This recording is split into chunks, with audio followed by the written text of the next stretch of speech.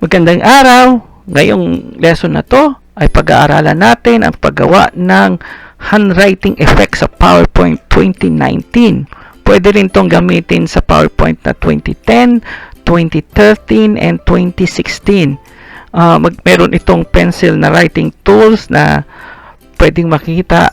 At itong video na to ay ginawa upang tulungan kayo mag-present ng mas maganda at mas epektibo pag gumagawa kayo ng PowerPoint. Buksan natin ngayon ang ating PowerPoint 2019 at para tayo mag-umpisa ng ating project, sisimulan natin sa blank presentation. Medyo tatanggalin ko muna itong mga object na to para tayo gusto natin magkaroon tayo ng isang mas magandang background. So, maglalagay ako ng picture sa ating device. Kukunin ko siya sa aking folder.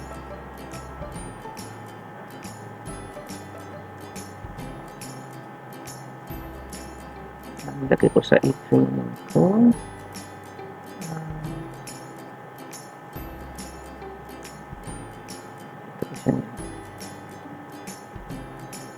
Lalagay ko siya sa atas yung aking notebook background.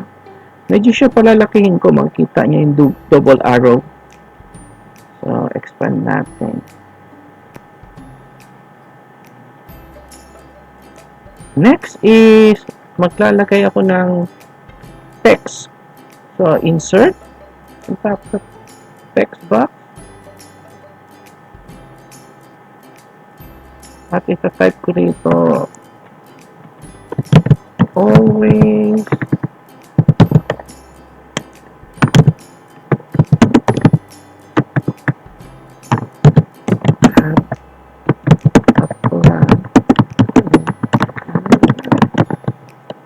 so ito yung sample text natin.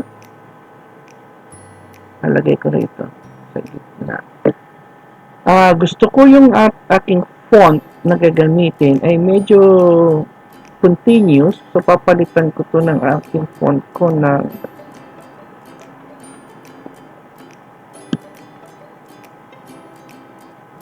continuous font.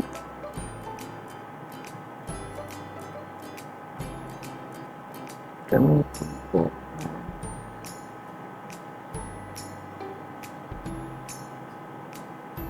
Vladimir script. Ayan, kasi i-bold ko siya. So, you can use any font that you want. Pero sa ating example, ito yung pipiliin ko.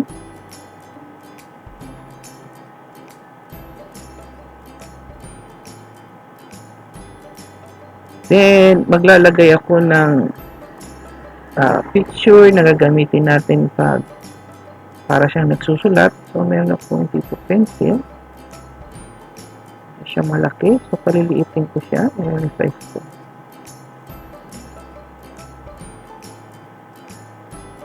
Gagamitin natin. Then, i-animate natin to. Yung una nating object, which is the text. So, pupunta ako sa animation. Mag-a-add ako, i-upgrade ko siya. Then, pupunta ako sa animation pane. At gusto ko siya nag-start kaagad pag right click ko.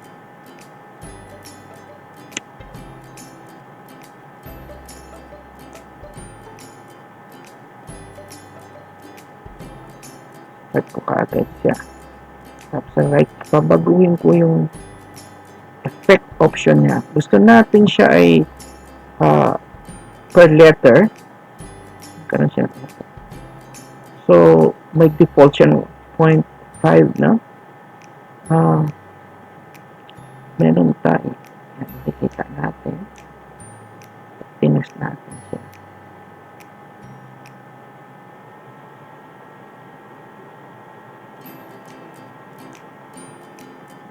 Pag binilang natin itong lahat ng letters, ay mga 26 siya. So, 0.5 times 26, mga 13 seconds bago siya matapos. So, gagamitin natin yung computation na yan. So, bawat letters, kung ilang seconds, multiply kung ilang letters siya. So, mga 26. 26 letters times 0.5. So, mga 13 seconds after. So, natin i-animate ito ang ating kamay. So, mag-add ako ng animation. Pero ang gugustuhin ko, para siyang nagsusulat. So, pipiliin ko yung custom path. No? Medyo lalakihan ko to. Susun ko para mas madali natin makita.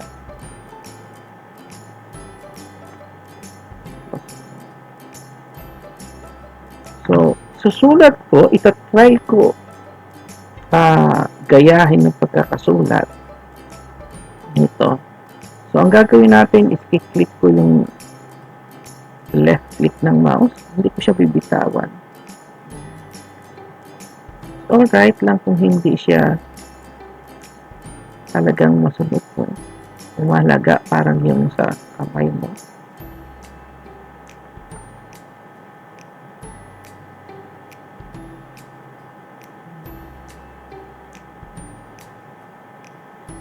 Hindi. Okay. Medyo tiyagain mo lang to.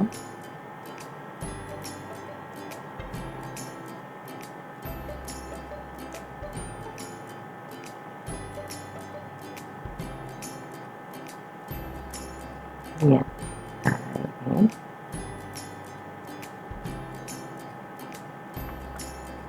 Oo.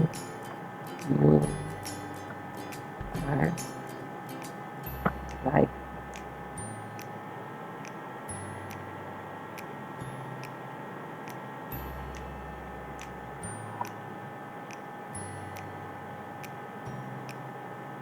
Tapos, press escape.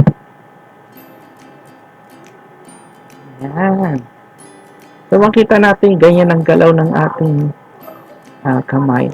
So, babaguhin ko yung gusto ko yung kamay ko ay kasabay ng nagsusulat. So, i-click ko siya. Yung object. Punta ako sa animation pane. Makita natin picture. Start with picture. Okay.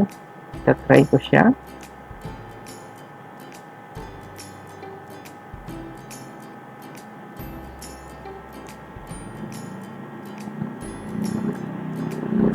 Yan. Nakita natin, mali pa yung timing ng kamay. So, i-click ko uli sa animation pane yung kamay ko. Right click, yung effect option niya. Okay, yung effect option niya. Ayoko may delayed. So, yan, lahat ay lalagay ko yan sa 0. Tapos yung timing niya, diba? Ang sinabi, ang computation natin ng ilang letter siya, 26 times 0.5. So, gagawin natin ito 13. Okay.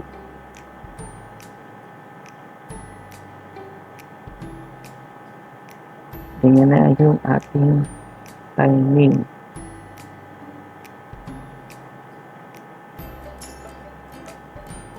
So, tama ng ating timing. Ang kailangan lang natin, medyo natin siya ibaba. Kasi masyado siya mataas. Tingnan ko ulit.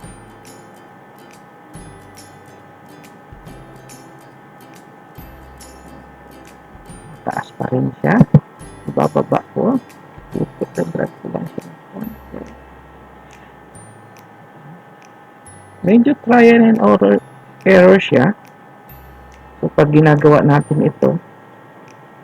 So, pantay na siya, pero kailangan kung i-move pa siya pa kanan. Nagawin ko siya konti sa kanan.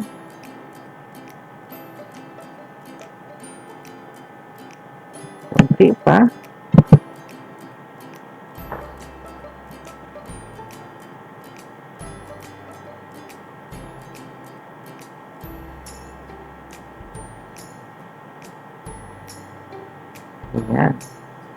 medyo smooth na siya, di ba?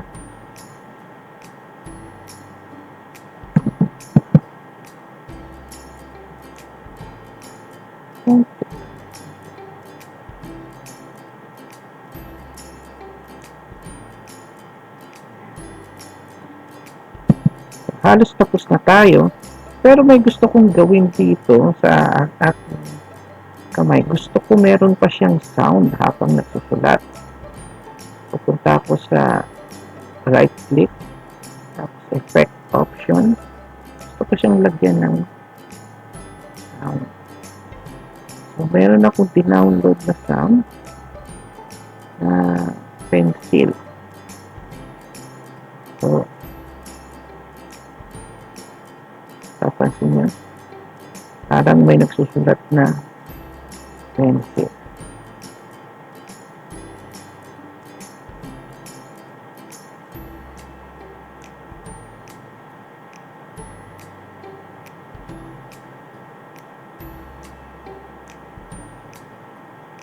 Ayun.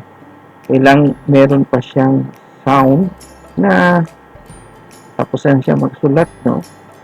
Ang gagawin ko, gusto ko itong pag nagsulat na siya, pagkatapos na siya magsulat, mawawala na yung pencil ko. So, mag-a-add ako ng animation, ulit. Same object, pipiliin ko ay mawawala siya.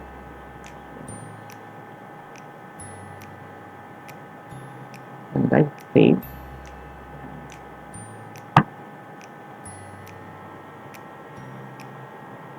So, gusto ko after previews, pagkatapos niya magsulat, and right click, pupunta ko sa effect option. Gusto ko pag lumabas siya, wala na yung sound.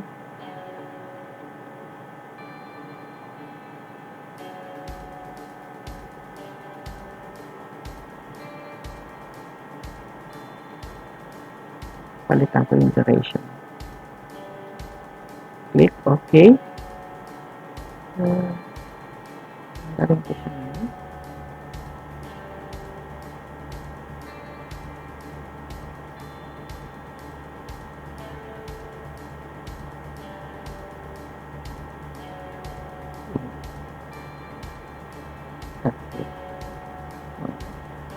Ganyan po gumawa ng handwritten text effect. At sana may natutunan kayo ngayong araw. Thank you.